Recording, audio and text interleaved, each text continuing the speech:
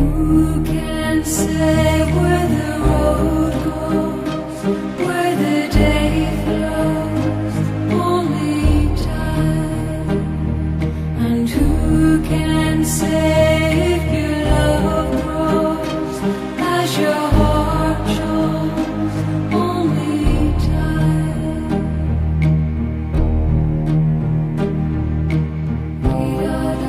Good morning and welcome back to History Class, where we've been talking about the end of the Roman Republic brought about by a man called Gaius Julius Caesar, or Julius Caesar, or just Caesar for short.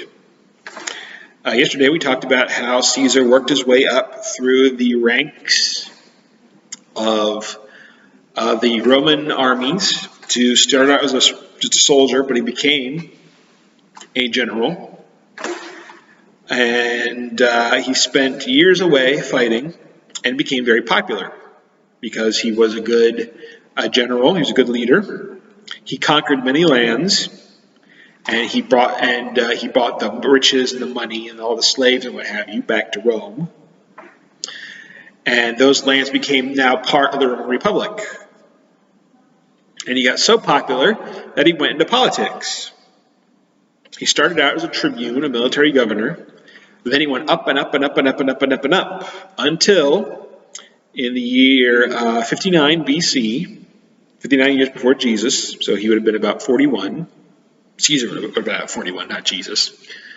He became the consul. Do you remember what a consul is? A consul in Rome is like the president. There were two consuls at the same time, and both of them had to agree before they could do anything. Well, Caesar, he said, you know what, I don't think the two consuls are enough.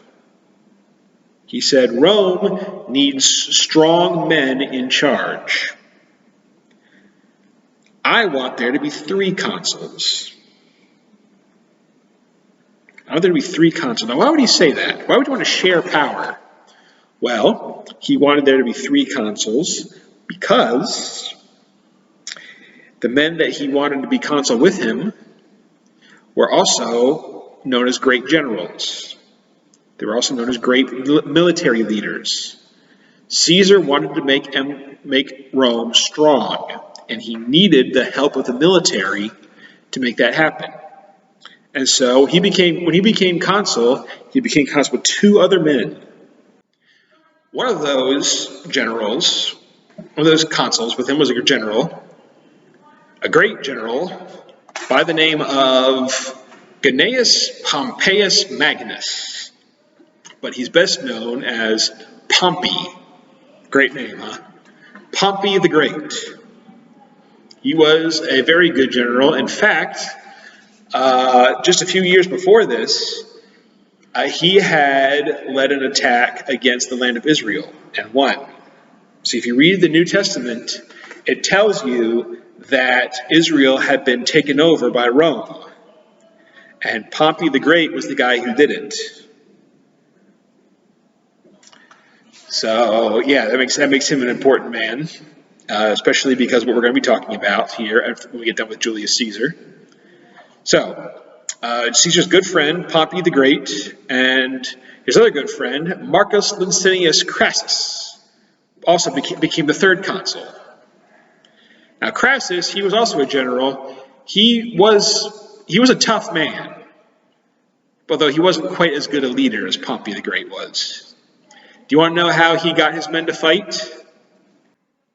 Well, the way he got his men to fight was he split them up into groups of 10. And then he said, so you have 10 guys over here, 10 soldiers over here, 10 soldiers over here. And then he said, guess what? One of you, one man in every one of those groups is going to die. And when they said, what? Why? He said, well, that will teach you to fight better. But we haven't done anything wrong. I know. I'm going to kill one of each of you. And that will help you fight better. Because either you will fight better and win, or you will lose and I'll kill you. And this will show you that I'm serious. So yeah, nice guy. But these three men together, Julius Caesar, Pompey the Great, and Marcus Crassus, made up the consuls of Rome. And they were known as the Triumvirate. The Triumvirate, which means rule of three men. Okay. Now, it got off to a rocky start at first because Pompey and Marcus hated each other. But Caesar was able to get them to talk to each other, got them to play nicely with each other. And like I said, he was good friends with Pompey, and he actually married his daughter. But I don't know if he did it because he really loved her, or if he was just trying to get on Pompey's good side. It's hard to say, because we don't know what people are thinking, and we certainly don't know what people were thinking more than 2,000 years ago. But that's the thing about Caesar. Caesar is a man who looks for opportunities. He looks for opportunities. Wherever he sees a way to get things done, he takes it.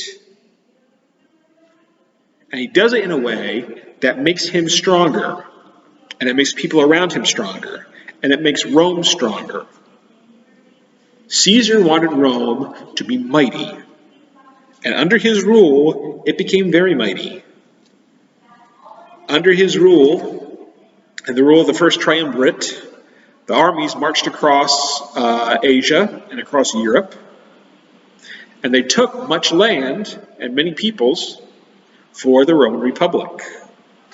And Caesar became even more popular than he was. But remember, consuls can only be consuls for 1 year. At the end of it, Caesar had to step down. And he went back to become the governor of part of Europe. And parts that make basically Italy, Switzerland, and France. We call them now. Back then they called them Gaul. Here's a picture of it. Gaul. That was the land that Caesar became the ruler of. But even then, he wasn't content. He thought there could be more. How much more? Well, we'll find out. But we will not find out tomorrow, because we don't have history class tomorrow. And we will not find out on Thursday, because I'm giving you a test on Thursday. Don't be scared. It's real easy stuff. If you've been watching today's video and yesterday's video, you will know the answers. They're not hard. They're just maybe a little confusing. It's one of those ones where you match up the word over here to the definition over here.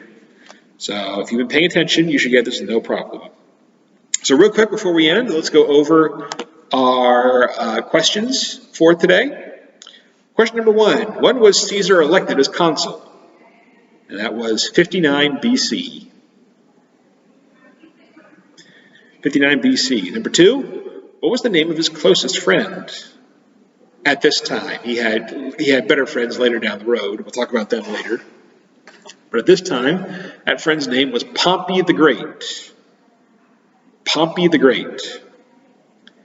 And question number 3, what was their government called? It was called the Triumvirate, which means the rule of 3 men. Okay? Okay. All right. Well, make sure you're taking out your notes from today and for tomorrow. And for yesterday, rather. Make sure you're going over those. And for your tests on Thursday. All right? Okay. I will see you later.